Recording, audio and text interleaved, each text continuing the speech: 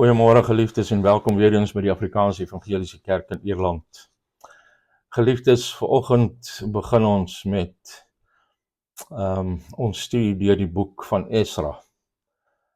En ek wil vanoggend met julle gesels oor God se weg van vernuwing. God se weg van vernuwing. En ons sal dan nou vanoggend kyk na die eerste hoofstuk van Esra. Maar terwyl ons dan die woord van God oopmaak, kom ons maak eers die oë toe. Onse Vader, baie dankie vir nog 'n môre wat U aan ons geskenk het. Nog 'n geleentheid om by U voete te kom sit en meer van U te leer, Here.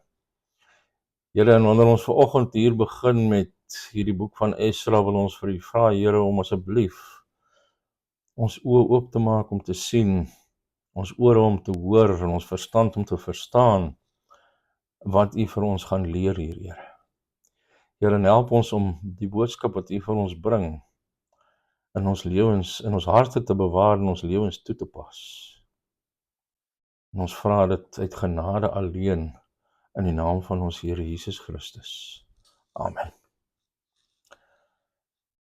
Geliefdes, dis so maklik, dis veels te maklik om in 'n gemaklike roetine soort van Christendom te verval. Ek is al vir ongeveer 26 jaar 'n toegewyde Christen en vir 10 jaar 'n pastoor of 'n prediker. Ek is nog moeilik om myself as pastoor te sien, maar in elk geval, en dit is tog steeds is dit vir my maklik om in 'n veilige, gemaklike roetine te verval waar my hart nie na God hyg soos die dorstige hert na die water stroom, soos Psalm 42 vir ons sê nie. En in sulke tye is ek nie soos Dawid dit gestel het, dors en verlang na God in 'n dor en uitgedroogde land waar geen water is nie.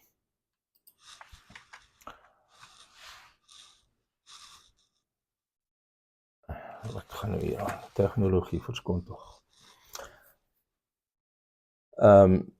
Ja, soos ek sê, dit is ek is nie soos Dawid sê, ek dors en verlang nie na God in 'n dor en uitgedroogde land waar daar geen water is nie, soos Psalm 63 sê nie. My hart word dof en my visie vir God word geleidelik vervaag. En wat ek in sulke tye nodig het, wat ons almal herhaaldelik nodig het, is dat God se gees oor ons waai in geestelike vernuwing. Die boeke van Esra en Nehemia gaan oor God se vernuwing van sy dwalende volk. En ek werk nou bietjie agterste voor, want ek moes eintlik by Esra begin het voor Nehemia, want hulle word as een boek in die Hebreëse Bybel saamgevoeg. Alhoewel die feit dat die lyste in Esra 2 en Nehemia 7 feitelik dieselfde is, beweer dat hulle oorspronklik apart was. Maar Esra handel oor die terugkeer van die ballinge uit Babylon, die herbou van die tempel en die herstel van God se volk geestelik. En Nehemia handel oor die herbou van die mure van Jerusalem en ook as die geestelike hernuwing van God se volk. Maar nou ja, ons is nou in die boek Esra, en die boek Esra val in 2 afdelings, en dit is die eerste 6 hoofstukke handel oor die aanvanklike terugkeer van 'n oorblyfsel uit Babylon onder die leierskap van Zerubabel in 538 voor Christus met die doel om die tempel te herstel. En die projek het in 536 voor Christus begin, maar teenkanting het vinnig ontstaan wat gelei het tot die staking van die projek vir 16 jaar. Maar deur die bedieninge van die profete Haggai en Sagaria, soos ons in hoofstuk 5, die eerste 2 verse sal sien, is die konstruksie hervat en in 515 voor Christus voltooi. Maar tussen hoofstukke 6 en 7 is daar 'n gaping van 58 jaar waar tydens die gebeure van die boek Ester plaasgevind het. En aan die begin van hoofstuk 7, wat dateer uit 457 voor Christus, aan oor 81 jaar na die eerste terugkeer, het Esra die priester 'n ander, kleiner groep gelei om na die land terug te keer en hernuwing te bring aan die mense wat reeds besig was om in assimilasie met die omliggende mense in te dryf. En die tema van die boek is dus God se herstel van sy volk na die land volgens sy genadige belofte en die geestelike herstel van sy volk tot behoorlike aanbidding en godvrugtige lewe. En ek net vir julle kort uit eensetting gee. Eerste die herstel van die tempel, hoofstukke 1 tot 6, en die terugkeer onder Zerubabel in die jare 538 tot 515 voor Christus. In hoofstuk 1 is die bevel van Kores, hoofstuk 2 die sensus van die volk, hoofstuk 3 is die aanvang van die projek, die teenkanting teen die projek, hoofstuk 4, en hoofstuk 5 tot die 12de vers van hoofstuk 6, die konstruksie hernie te midde van teekanting, en dan in hoofstuk 6 vers 13 tot 22 die voltooiing van die konstruksie. En dan is daar die 58 jaar gaping, waar die boek Ester se gebeure inpas, en dan kom ons dan by die tweede gedeelte, die hervorming van die volk in hoofstukke 7 tot 10, wat dan die terugkeer onder Esra vir ons vertel in die jaar 457 voor Christus. En dit val dan in die gedeelte so, die leierskap van die hervorming wat opdrag gegee is in hoofstuk 7, die leier en sy volk keer terug in hoofstuk 8, in hoofstuk 9 en 10 is die hervorming begin, waar ons dan sien die toestand van die volk geopenbaar in die eerste 4 hoofstukke, eerste 4 vers van hoofstuk 9, die belydenis van Esra en gebed, hoofstuk 9 vers 5 tot 15, dan die verbond in hoofstuk 10 vers 1 tot 8 en die reiniging, hoofstuk 10 vers 9 tot 44, die reiniging van die volk. Nou met dit as 'n kort inleiding wil ek die res van ons tyd vandag op hoofstuk 1 fokus. En die les hier vanoggend is dat geestelike vernuwing vereis God se groot krag wat werk volgens sy genadige beloftes vir sy glorieryke doel. Kom ons kyk daarna. Eerste, God het sy tugtigende doeleindes vir droë tye en hy het sy genadige doeleindes vir die geestelike vernuwe van sy volk. Soos julle weet, uit die geskiedenis van Israel het die Here vir 4 eeue sy ongehoorsame volk gewaarsku en hulle deur sy profete na homself teruggeroep.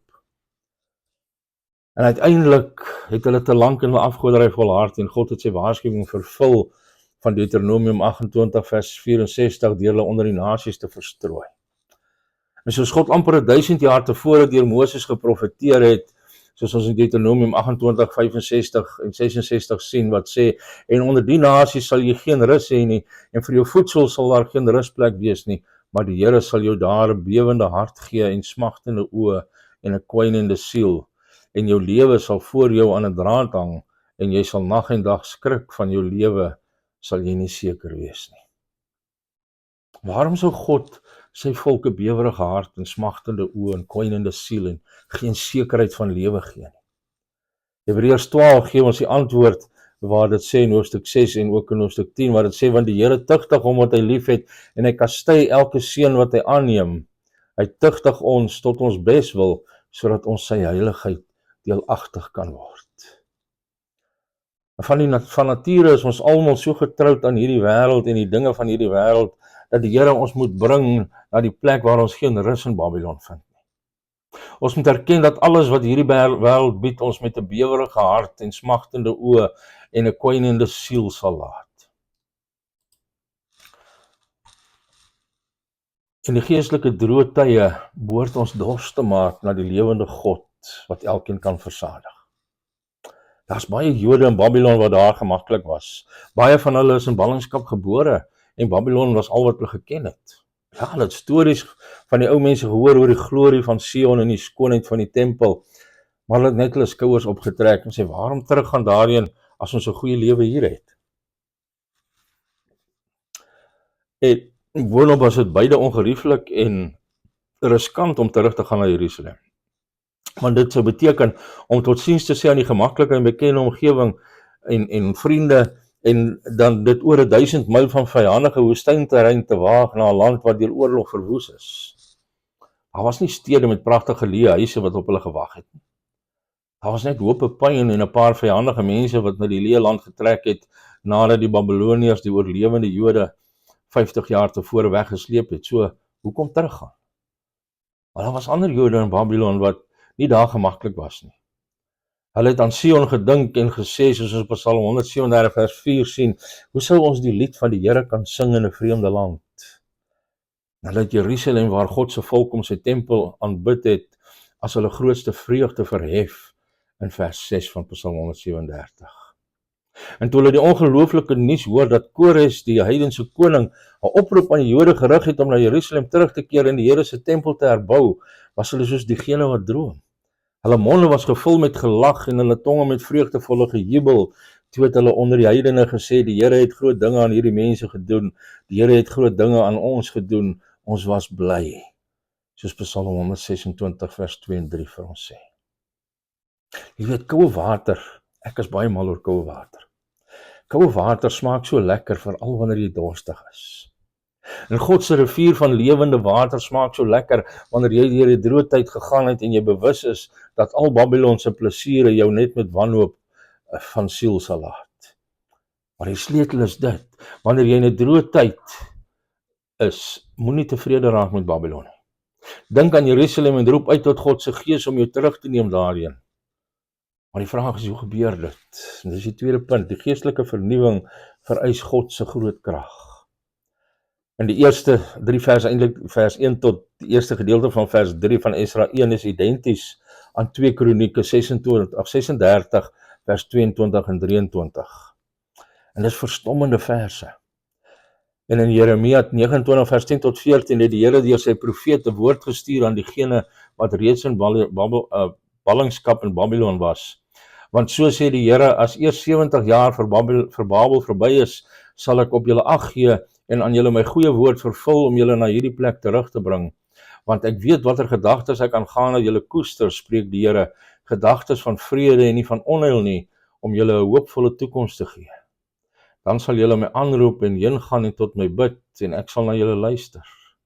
En julle sal my soek en vind as julle my vra met julle na my vra met julle hele hart. En ek sal my deur julle laat vind, spreek die Here, en julle lot verander en julle versamel uit al die nasies en uit al die plekke waarin ek julle verdryf het, spreek die Here, en ek sal julle terugbring na die plek van waar ek julle in ballingskap weggevoer het. So die Here het verwond en nou sou hy genees. Die Here het doodgemaak en nou sou hy lewe gee, soos Deuteronomium 32 vers 39 beloof. Die 70-jarige ballingskap het in 605 voor Christus begin en Jerusalem het in 587 voor Christus geval. En die bevel van Kores was in 538 voor Christus, die eerste jaar van sy heerskappy oor Babylon, 67 jaar na die eerste deportasie, maar skaars 50 jaar sedert die vernietiging van die stad. En in die tyd dat die mense teruggekeer het en die altare 536 gebou het, was die 70 jaar amper verstryk.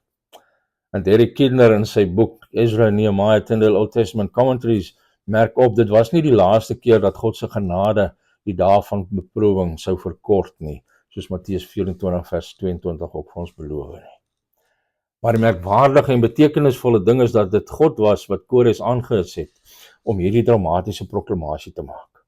En ongeveer 150 jaar tevore het Jesaja hierdie gebeurtenis voorspel in Jesaja 44 vers 28 tot Jesaja 45 vers 7.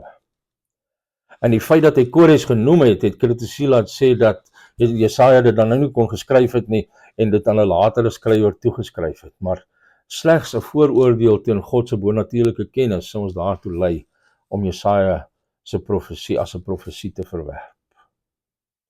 En as jy vra, waarom sou Kores, hy heidense koning, 'n bevel uitvaardig vir die Jode om na Israel terug te keer en hulle tempel te herbou? In die 19de eeu is die Kores silinder ontdek en dit onthul dat hy 'n beleid gehad het om mense na hulle geboortelande en godsdienste te herstel en hulle te vra om namens hom tot hulle gode te bid. En 'n gedeelte daarvan lei, soos Kidner aanhaal in sy boek op bladsy 18, mag al die gode wat ek in hulle heilige stede hervestig het, daagliks Bel en Nebo vra vir 'n lang lewe vir my. So, op 'n menslike vlak het jy 'n polytheïstiese koning wat sy program van godsdienstige verdraagsaamheid volg en bygelowig die onderworpe mense vra om tot hulle gode te bid vir sy welstand. En hy het selfs voorsiening gemaak vir die insameling van fondse om die restaurasie te ondersteun en hy het die tempelvoorwerpe teruggegee, geskenk wat Nebukadneser jare tevore geneem het as byt. Maar soos ons teks wys, was daar agter dit alles die soewereine God wat hierdie koning se hart soos waterstrome verander het om sy doel te vervul, so Spreuke 21 vers 1 vir ons sê. Kores was onkundig oor God se weë. Vanuit sy perspektief het hy sy ryk gebou deur wyse beleide te gebruik wat sy lang heerskappy sou verseker. Maar agter Kores se ongelooflike bevel het God gewerk om sy woord deur sy profeet in vervulling te bring. soos ons in hoofstuk 1 vers 1 sien. Net soos in die uittog het die Here dit in die harte van die Egiptenare ons geplaas om goud en silwer aan die Jode te gee, en so het hy hier deur Kores gewerk sodat die Babyloniese inwoners, diegene wat teruggekeer het, silwer en goud en goedere en vee gegee het, soos verse 4 en vers 6 vir ons sê. En daar is eenvoudig geen menslike verduideliking hiervoor. God was die enigste rede daarvoor. Jy sien, daar is menslike skemas en metodes om geestelike vernuwing te bring, maar om dit reg te maak, moet God volgens sy magtige krag werk. Enigiets minder sal 'n goedkoop oppervlakkige plaasvervanger wees. Maar sit ons dan net rond en wag vir God om te werk, of is daar iets wat ons kan doen? En dis ons derde punt. Geestelike vernuwing is volgens God se genadige beloftes. Alles in die geestelike realm hang af van God se genade, soos beloof in sy woord. As God nie herstel beloof nie, kon geen hoeveelheid menslike poging dit teweegbring. Maar aangesien God beloof het en aangesien hy werk deur middel van deur die middele wat hy verorden, is daar 'n paar dinge wat ons tog kan doen. Eerstens, gebed bring God se beloftes in praktiese werklikheid.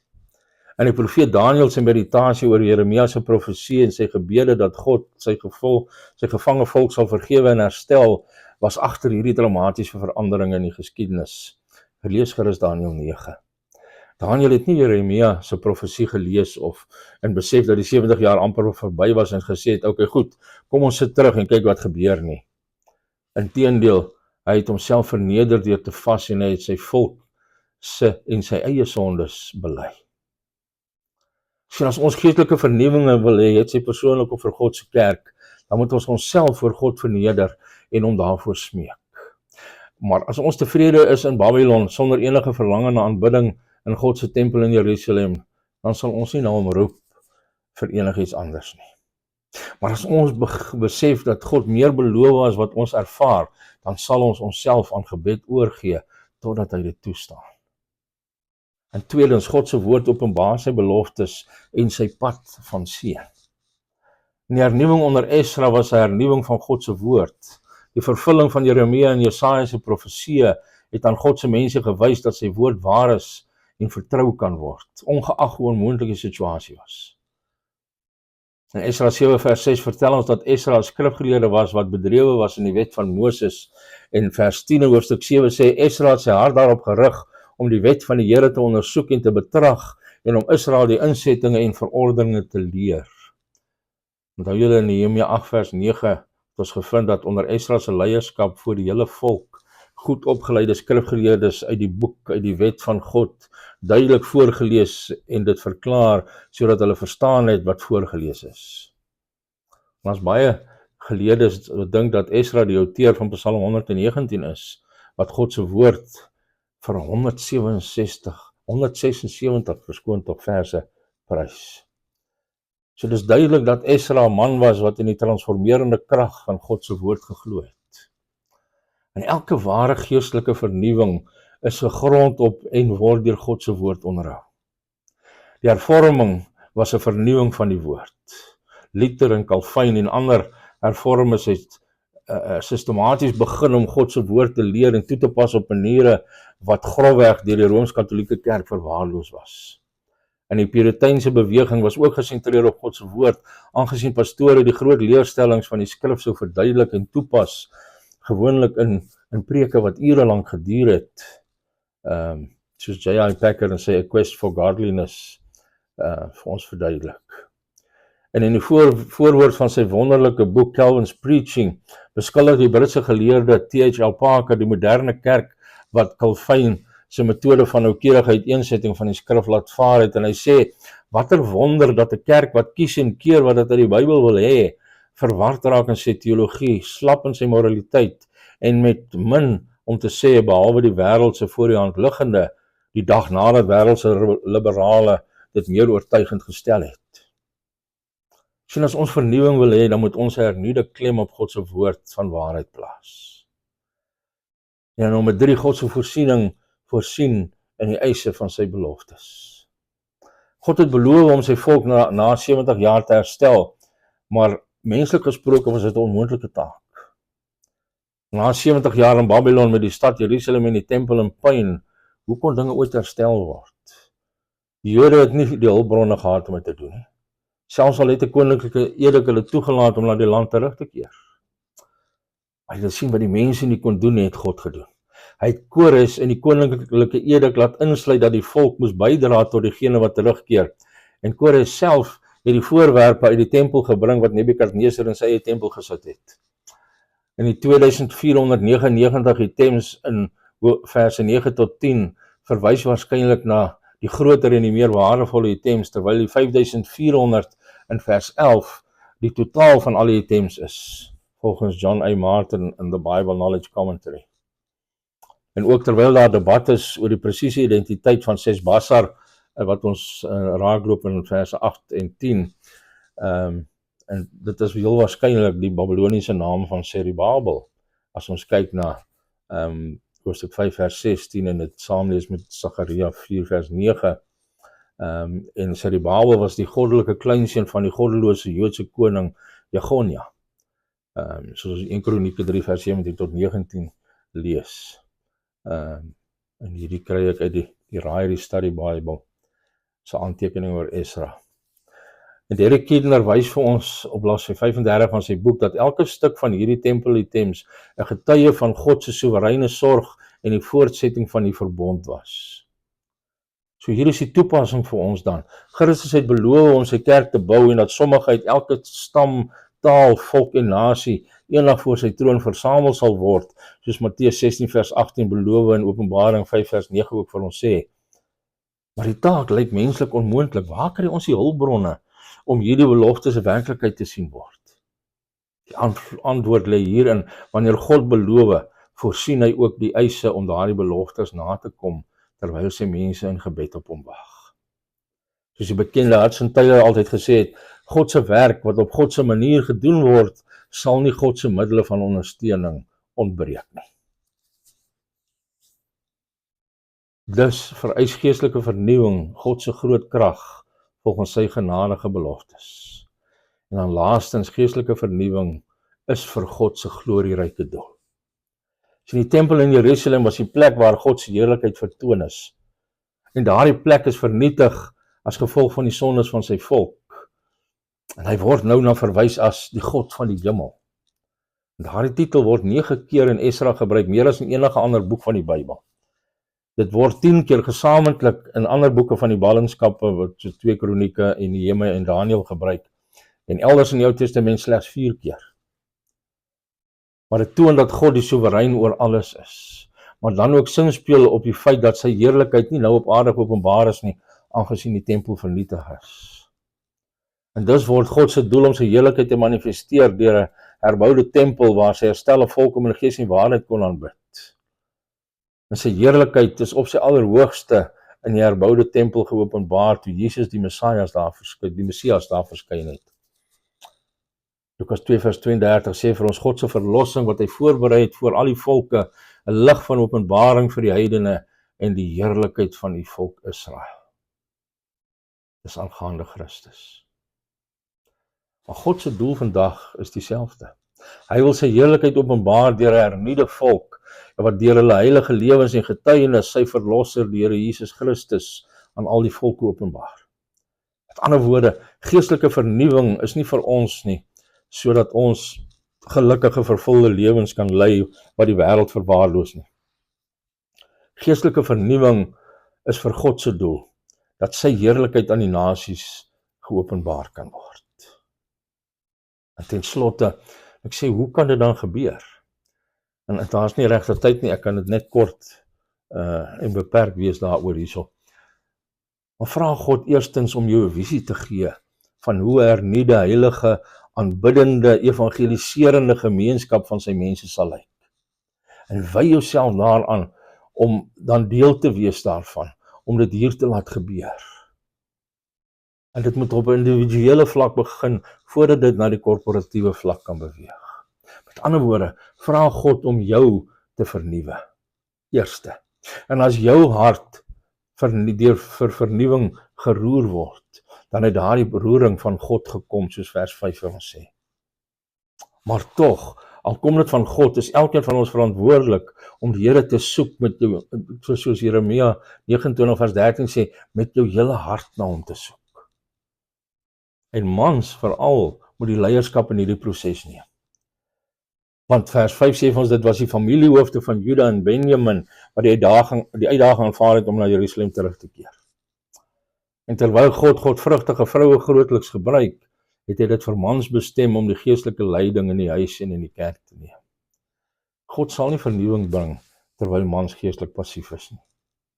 En laastens, wees bereid om ongegrief te ervaar om geestelike vernuwing te sien gebeur, beide persoonlik en korporatief.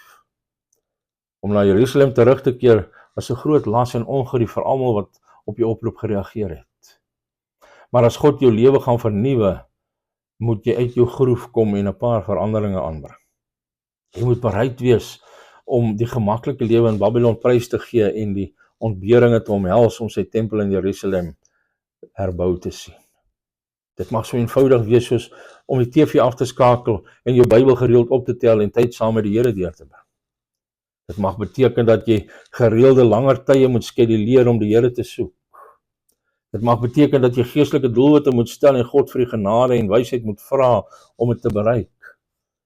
Maar dit beteken beslis dat jy dinge anders moet doen as hierdie huidige status quo in jou lewe. Belewe jy persoonlik die behoefte aan geestelike vernuwing, geliefde?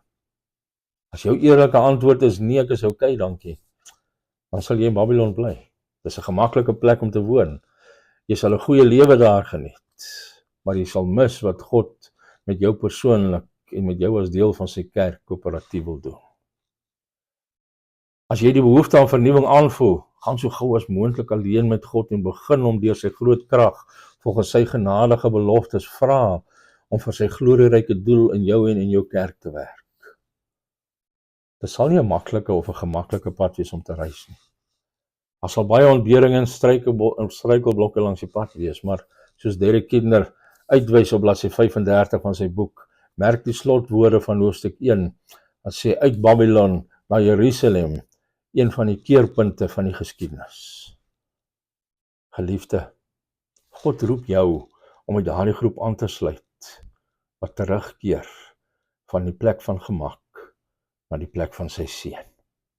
Amen. Kom ons maak hier oop toe. Hemelse Vader, baie dankie vir hierdie wonderlike eerste hoofstuk van Esra. Here, hier waar ons die bewys kry van u getrouheid, dat u woord en u beloftes waar is en dat u elke woord en elke belofte wat u maak sal nakom. Here, ons vra dat u beloftes in ons lewens ook sal waarmaak. Dat ons van die plek van gemak na die plek van seën sal beweeg, hoe ongemaklik of moeilik dit ook al mag wees. Ons vra dit in Jesus naam alleen. Amen. Geliefdes, dankie dat julle geluister het. Mag hierdie boodskap vanoggend vir julle inspirerend wees. Mag dit voedsel vir julle siele wees. Mag julle besef dat as jou siel nie hinker na vernuwing nie, dan woon jy gemaklik in Babylon. Bid tot God en vra hom om jou hart vir vernuwing te gee en jou te lei om te beweeg na die plek van seën. Mag julle wonderlik Christus gevulde dag en 'n Christus gevulde week beleef.